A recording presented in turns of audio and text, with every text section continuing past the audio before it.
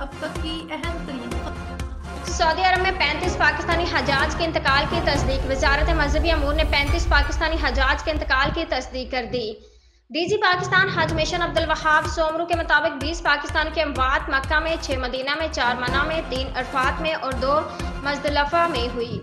अब्दुल वहाब सोमरू ने कहा कि इस साल हज के दौरान पाकिस्तान की शरह अमवात गुज़श्ता साल के मुकाबले में कम रही, जहाँ तक पाकिस्तानियों की तदफीन मक्का के अल-शराह कब्रिस्तान और जन्नत अल-बकी में की गई। वज़ारत मजहबी अमूर की जानिब से कहा गया है कि किसी भी हाजी की वफात होने पर हमें इतला दी जाती है।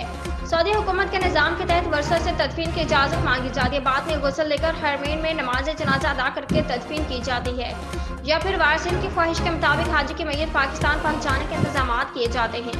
वज़ारत मजहबी अमूर का कहना है कि सऊदी हुकूमत इन मामलात में हमारे साथ ताउन करती है।